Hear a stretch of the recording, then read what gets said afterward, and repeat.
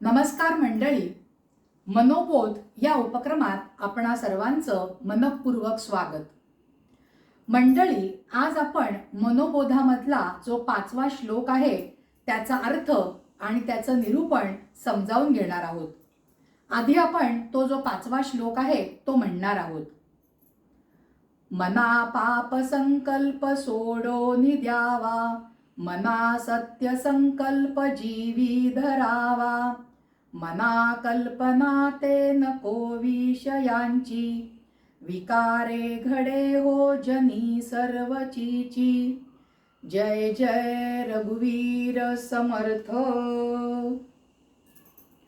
मंडळी, हा 5वा श्लोक जर का आपण बघितला तर त्याचा अर्थ अतिशय आपल्याला सरळ साधा वाटतो, परंतु त्या पाठीमागनं आपल्याला समर्थांनी काय काय उपदेश केला आहे ते मात्र आपल्याला लक्षपूर्वक पाहावं लागतं. आधी या श्लोकाचा जो शब्दशः अर्थ आहे तो आपण बघूया. समर्थ आपल्याला सांगतात की हे मना, पाप संकल्प सोडून दे, सत्य संकल्प मनामध्ये धारण कर आणि विषयांच्या बाबतीत किंवा विषयांच्या तू फार आहारी जाऊ नकोस. जर का तू असा विषयांच्या आहारी गेलास तर काय होणार आहे? सर्व समाजामध्ये तुझी नाचक्की होणार आहे, तुझी फजिती होणार आहे. हा झाला त्याचा शब्दशः अर्थ मंडळी. पण आता आपण एक एक जी ओळ आहे त्याचं निरूपण बघूया. पहिल्या ओळीमध्ये समर्थ म्हणतात की पाप संकल्प सोडून दे. हे मना, पाप संकल्प सोडून दे. संकल्प शब्द वापरलाय बघा. कारण संकल्प म्हणजे काय मंडळी? आपल्या जीवनामध्ये आपल्याला ज्या काही गोष्टी मिळवाव्याशा वाटतात त्याचं आपण काय करतो? संकल्पामध्ये रूपांतर करतो आणि त्या गोष्टी आपल्या जीवनामध्ये मिळवण्यासाठी आपण संकल्प करून मिळवण्याचा, त्याची पूर्तता करण्याचा प्रयत्न करत असतो. आणि त्या संकल्पांची जर का पूर्तता नाही झाली तर आपण काय करतो? आपण ती संकल्पना किंवा तो संकल्प सोडून न देता नवीन नवीन विषयांच्या मागे धावायला लागतो. पण काहीही करून माझ्या आयुष्यामध्ये विषयपूर्ती झाली पाहिजे असे संकल्प करायला लागतो.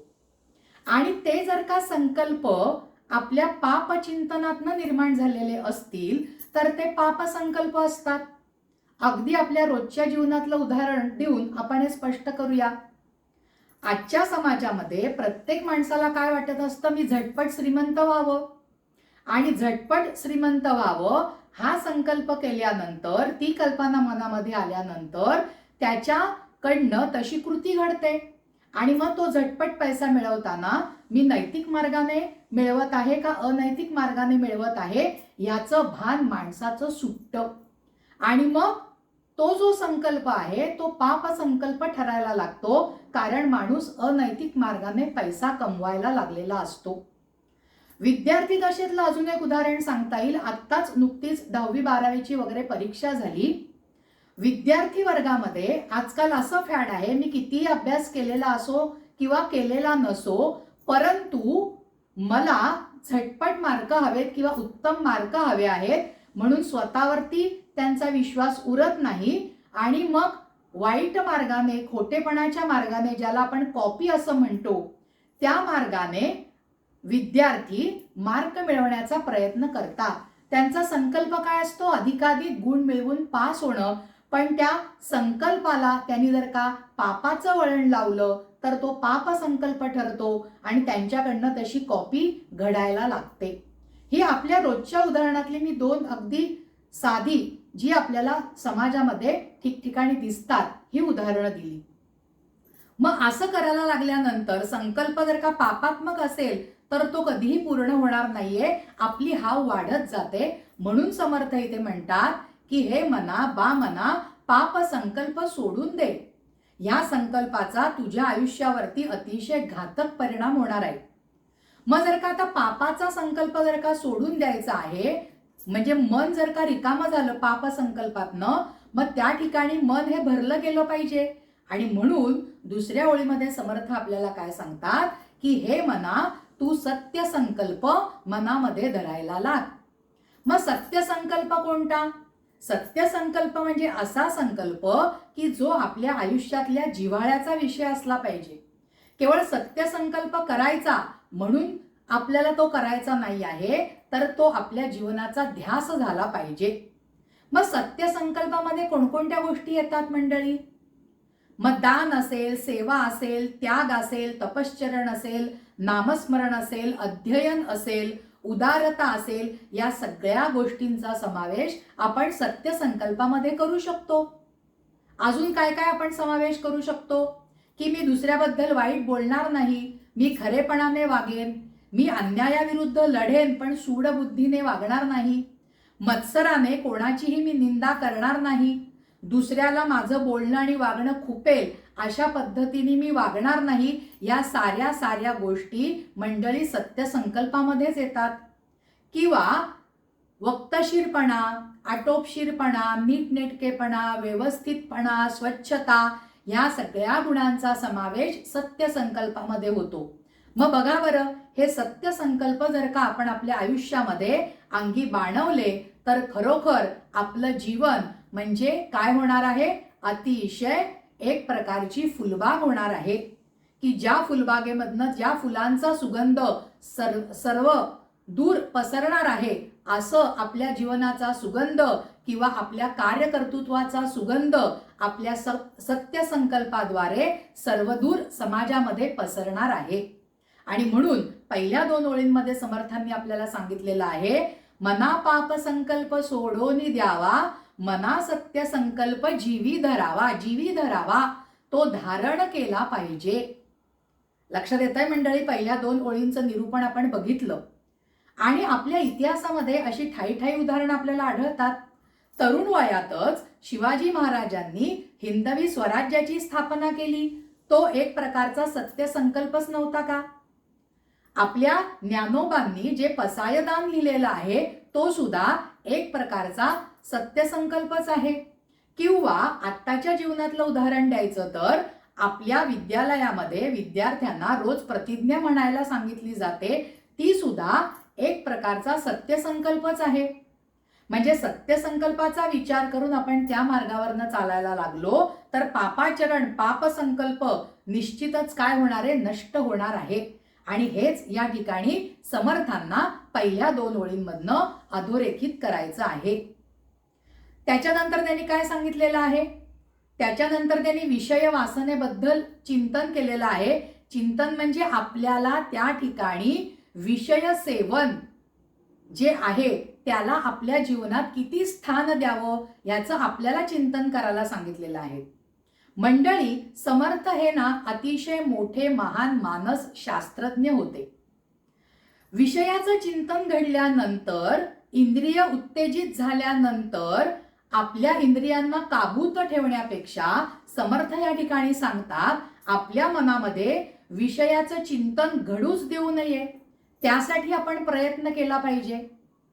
म्हणजे आजारी पडल्यानंतर औषध घेऊन बरं होण्यापेक्षा आपण आजारी पडणारच नाही याची दक्षता आपल्याला या ठिकाणी समर्थ घ्यायला सांगत आहेत. आपण विषयांचा भोग घेतो का विषय आपला भोग घेतात, हा सुद्धा मंडळी खरोखर विचार करण्यासारखा प्रश्न आहे. भोग आहेत ते आपल्या शक्तीचा ऱ्हास घडवून आणतात.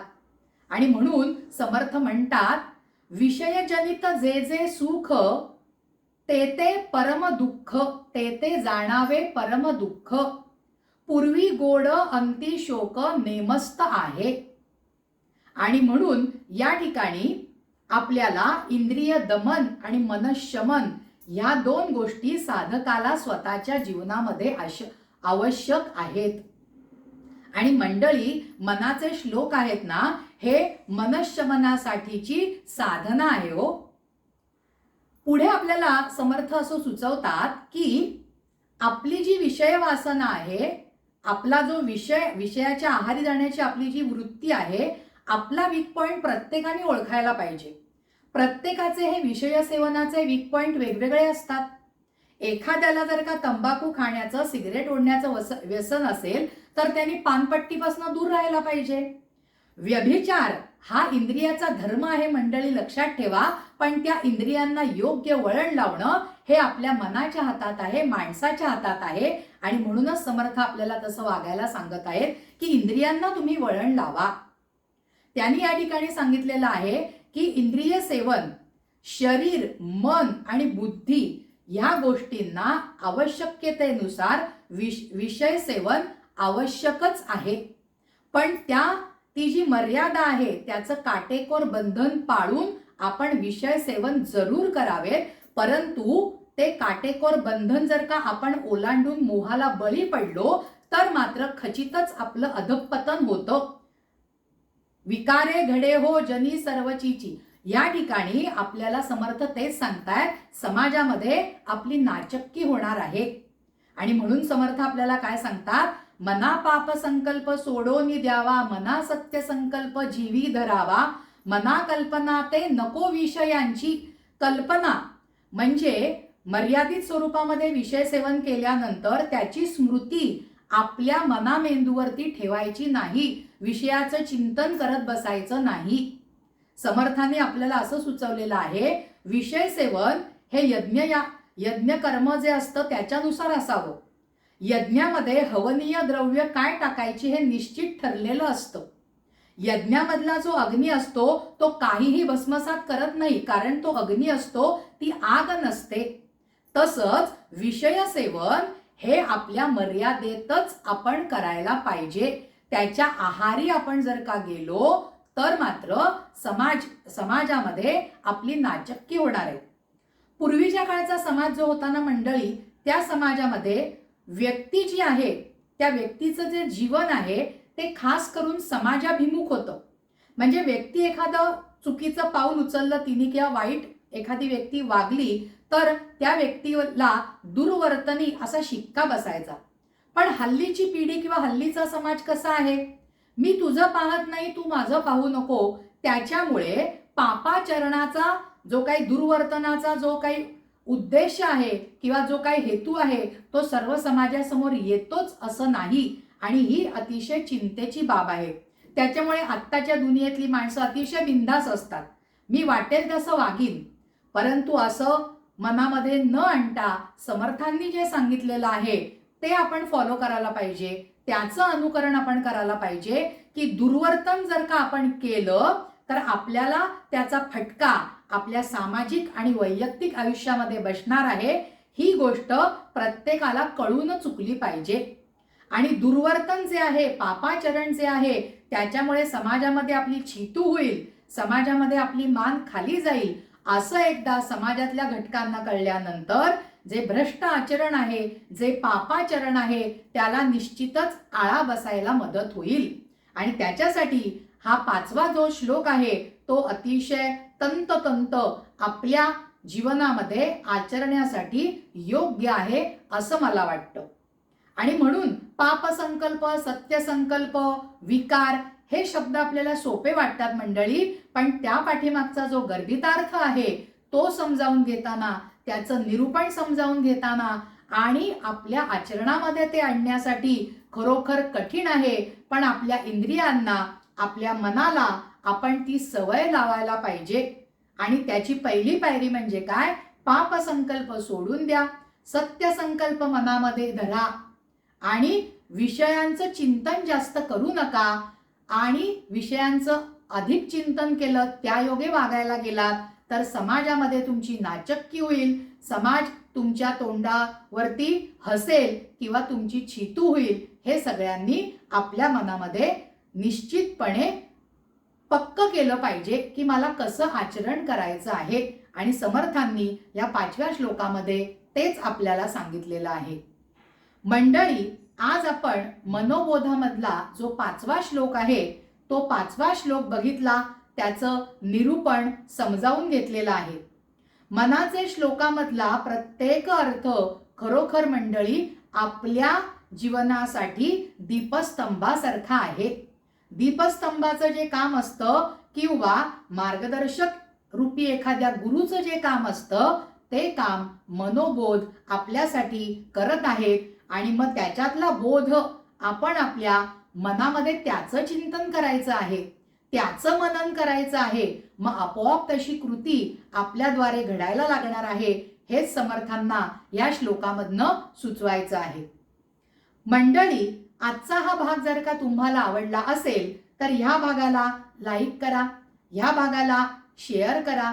अश्विनी साठे या यूट्यूब चॅनलला सबस्क्राईब केलेलं नसेल तर लगेचच सबस्क्राईब करा.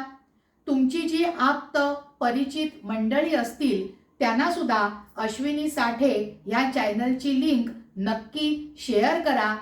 धन्यवाद मंडळी.